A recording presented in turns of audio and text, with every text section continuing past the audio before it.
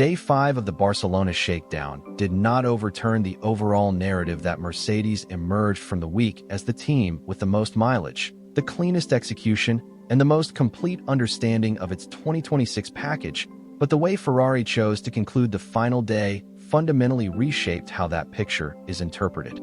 Throughout the week, Mercedes had quietly gone about its business, accumulating laps, validating systems, and progressing its program without drama, while Ferrari appeared content to focus on consistency rather than headline times. That dynamic changed in the final moments of Friday's session when Lewis Hamilton produced a 1-minute 16.348 second lap, the fastest time recorded across the entire shakedown. On paper, the lap could be dismissed as the product of improving track conditions and a late run on soft tires, but within the paddock, context carried far more weight than raw numbers. This was not a last-ditch attempt to manufacture optimism or chase attention. Ferrari had already completed a structured, productive day, with Charles Leclerc showing competitive pace earlier in the session, key mileage targets achieved, and no indication of urgency. Only after that groundwork was completed did Hamilton push. The order of events matters because it signals intent. Ferrari was not searching for performance. It was confirming that performance was already there when needed. That distinction elevated the significance of the lap and forced rivals to reassess their assumptions. McLaren, meanwhile, ended the week on a noticeably stronger footing than the day before, with Lando Norris briefly leading the afternoon session on a 1-minute 16.594 second lap, a clear indication that the fuel system issue that disrupted their Thursday running had not compromised their underlying understanding of the car. Oscar Piastri finally logged the uninterrupted running he had been missing, restoring balance to McLaren's week. Red Bull returned to the track without incident after earlier disruption, while Aston Martin completed its first full operational day with the AMR26. There were no red flags, no radical experiments, and no visible panic across the pit lane. Almost every team appeared to be focused on finishing tasks rather than chasing statements. Against that backdrop, the question shifted away from who topped the timing screens and toward why Ferrari chose this specific moment to reveal its potential and what that decision says about how well the team already understands its car compared to rivals still defining their baseline. What made Hamilton's late lap resonate so strongly was not just the lap time itself, but the environment in which it was set, coming at the end of a week where Mercedes had otherwise looked comfortably in control of proceedings. Across its 3 permitted days of running, Mercedes completed exactly 500 laps, the highest total of any team, and did so with a level of reliability that allowed it to move beyond basic system validation far earlier than most of its competitors. Andrea Kimi Antonelli was able to complete a full race simulation early in the week, a clear sign that Mercedes trusted its hardware sufficiently to stress the car under representative conditions. And by the final day of its program, the team had already transitioned into exploring qualifying-style power unit modes. As trackside engineering director Andrew Shovlin explained, from a reliability perspective it had been a good week, with the car enabling the team to execute its planned program precisely across all 3 days. That context is critical when evaluating Ferrari's approach. Ferrari was never expected to match Mercedes on sheer volume, nor was that its objective. Instead, the focus was on ensuring that the SF26 could run cleanly and predictably, an area that had repeatedly undermined the team during its inconsistent 2025 campaign. Hamilton himself acknowledged that shift after his first proper dry running, noting that Ferrari was in a far better position than it had been at the same point the year before. He pointed out that the previous season had begun with a far more difficult testing phase, whereas this time, despite operating under an entirely new set of regulations, the team felt more prepared than in past cycles. By the end of Day 5, Ferrari had logged close to 300 laps across its initial 2 days and added another significant haul on Friday, bringing its total to approximately 440 laps for the week, second only to Mercedes among the front-running teams. More important than the number itself was the absence of red flags in Ferrari's execution. There were no visible reliability concerns, no compromised runs, and no signs of a team reacting to problems behind the scenes. That stability created the conditions for Hamilton's late lap to carry genuine meaning rather than being dismissed as a low-fuel anomaly. Leclerc's contribution to that picture should not be underestimated. His 1 minute 16.65 3-second lap in the morning session, also set on soft tires, came before the track had fully rubbered in and briefly placed him at the top of the unofficial timesheets before Norris took over later in the day. That lap was not an isolated attempt, but part of a broader program, reinforcing the impression that Ferrari's pace was accessible across different conditions and drivers rather than being dependent on a single configuration. McLaren's Day 5 told a different story, one centered on reassurance rather than revelation.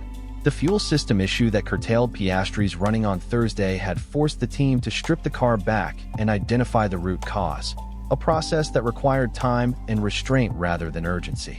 Performance Technical Director Mark Temple made it clear that the car's complexity necessitated a cautious approach, with the team choosing to fully dismantle and understand the issue rather than risk compounding it.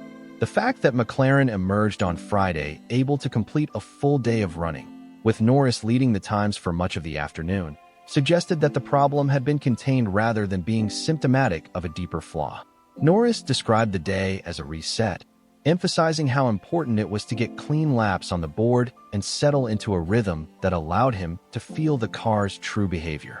That perspective revealed McLaren's priorities, which were focused less on ultimate lap time and more on restoring confidence in the baseline characteristics of the MCL 40. Piastri's role was equally important, even if it attracted less attention. After losing significant mileage earlier in the week, his primary objective was to rebuild familiarity with the car's systems and energy deployment, with his lap times in the mid-1 minute 17-second range serving as a secondary concern to completing long, uninterrupted runs. Red Bull's return to action was quieter still. Max Verstappen completed 118 laps in a single day as the team sought to recover from the disruption caused by Isaac Hadjar's crash earlier in the week. Verstappen's best lap of 1 minute 17.586 seconds placed him fifth on the timing sheets, but the absence of aggressive performance runs made it clear that Red Bull's goals were centered on recovery and data collection rather than making a statement. Aston Martin's Day 5 carried a different form of significance altogether. The AMR 26, the first Aston Martin designed under Adrian Newey's leadership, had only made its track debut in the final hour of Thursday's running, with Lance Stroll managing just a handful of cautious laps before a stoppage triggered a late red flag. Friday therefore marked the team's first genuine opportunity to conduct something resembling a full test day. Fernando Alonso assumed that responsibility, completing 61 laps without major incident. His best time of 1 minute 20.795 seconds left him well down the order, but pace was never the objective. What mattered was that Aston Martin finally began the process of understanding how the car behaves.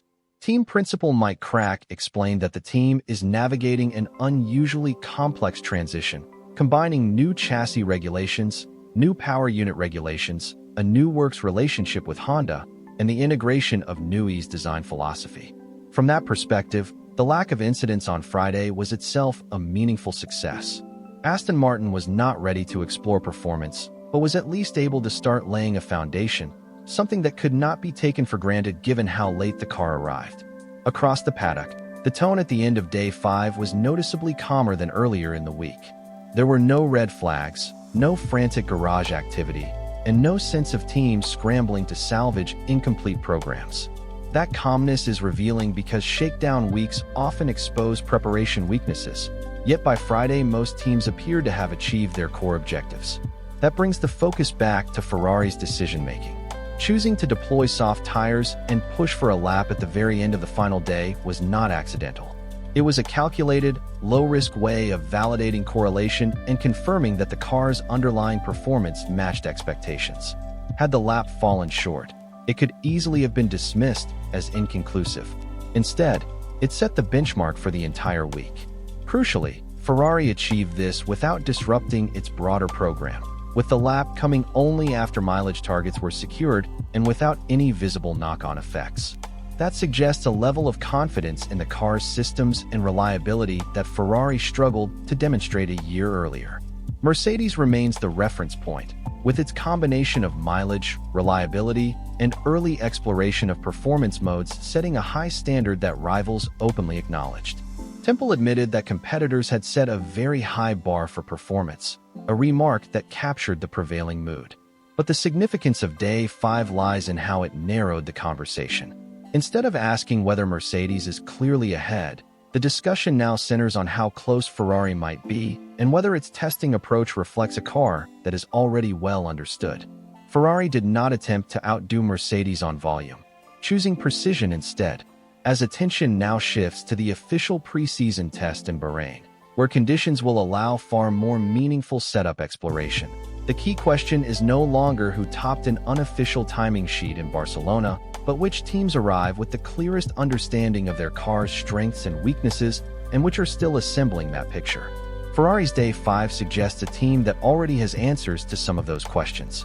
Mercedes' week suggests a team that has validated its concept with ruthless efficiency. McLaren's recovery points to resilience rather than fragility. Aston Martin's delayed start hints at potential, but also a long road ahead.